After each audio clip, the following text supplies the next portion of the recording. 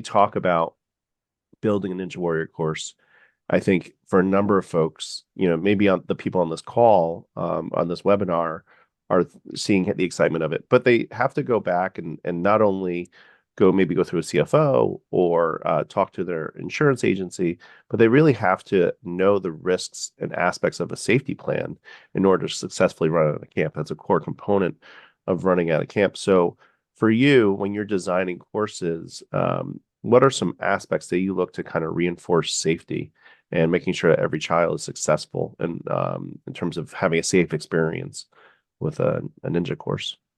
Right. No, that's a great point, and it's a huge part of it because the last thing you want is to have injuries and uh, you know repeated injuries. Otherwise, the program is going to fail. I mean, starting with the design of the course, and this is a great picture to show it. But you see on the steel on the uprights, which in this picture are gray. Um, so Yep. just yep, they're covered with a vinyl pad that says is red and that says chipping on it. So that pad protects the children. So in the event they were to swing into the upright or bang into it, at least that protects them. The boy is standing on looks like it's about a 2 inch thick vinyl padded top. So that box, when they land, that's also padded.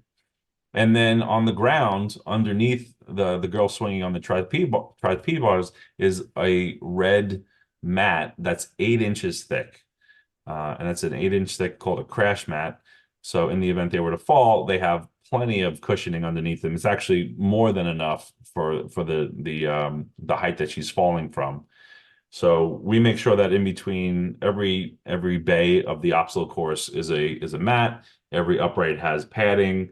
Um, of course, you don't have to get the padding. If you're looking to spend less, you can do without, but I've never done a design without them. Uh, Yeah. and and then the next thing from there is it comes to coaching, right?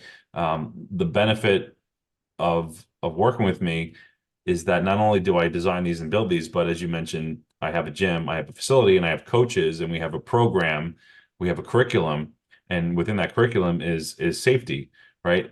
Proper spotting techniques, proper coaching cues, things to keep the campers safe while having fun and experimenting on these ninja courses and minimizing injuries. Yeah. And that's something we can do with camps. A lot of times with some of these jobs, we will include a 3 hour kind of crash course in how to check the rig itself for safety issues, how to spot properly, how to set up a lesson plan, fun games to run on the course. That's fantastic. That's Yeah, so fantastic. it's kind of a one-stop shop. We can, because it's important, you're going to spend this money, you're going to invest this money in a ninja course, and to not have a proper program, you know, would be a shame. Yeah. I know for some folks, they hear staffing and they hear like a 3 hour course, like they think that's great, but they also know that the world of staffing, staff might quit during the summer or, staffing changes. So for you, like, is there anything, this is kind of a twofold question. Like, is there anything that they should look for with hiring the staff? Like any type of personality? I generally think camp staff are pretty safe. And then the second is like the training wise, like, you really think like like if somebody's onboarded, it's something that could be virtually done or something that can be done locally or you could train a supervisor at your site. Like there's ways to kind of adapt the training as well too.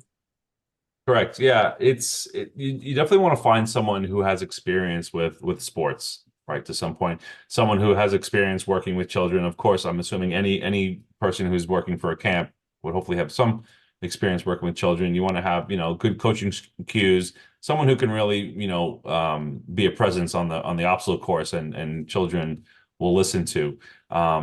You get someone like that, and then you just teach them the sport and the safety of it and they'll be successful.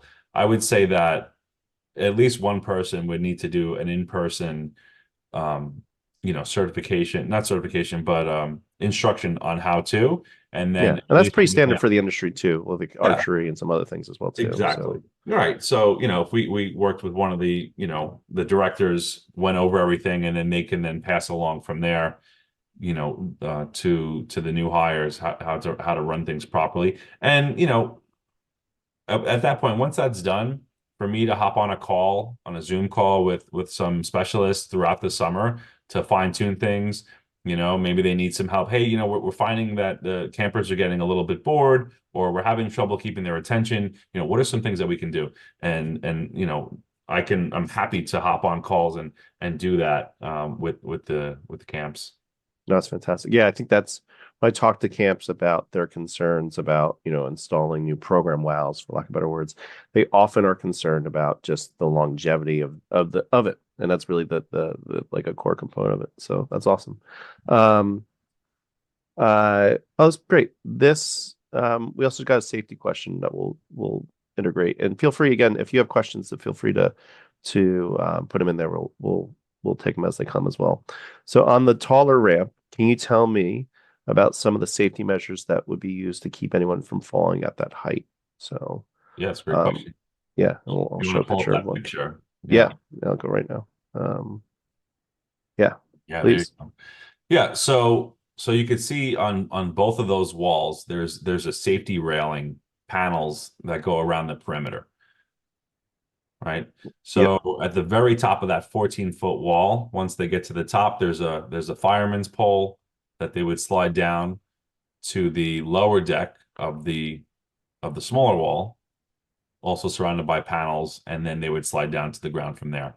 Now, as far as if they're running up and they don't get to the top, and your concern is if they were to fall while trying to run up it, that comes down to coaching. That comes down to teaching your coaches how to properly spot someone running on the wall, right? There's ways to do that. Typically, you'd want to kind of stand off to the side of the wall, and as someone runs up, as a coach, I would kind of trail behind them a little bit with my hand out just to give their back some support if they were to fall backwards. Most people wouldn't go flying back. If anything, they're just going to, because of the angle of the wall, they're going to come down fast. But you typically would teach running the wall in stages, so it wouldn't be a surprise to someone what it feels like. We typically do a three-step process where they run at 50% speed to know what it feels like a little bit, and then we go to 75, and then once 75, and they're also demonstrating proper technique coming down, and then at that point we let them go all the way up to the top if they can make it. So it's very rare, if you're coaching properly, that someone would just go flying off the wall. That wouldn't happen if you're coaching it right. That's great. That's great to hear.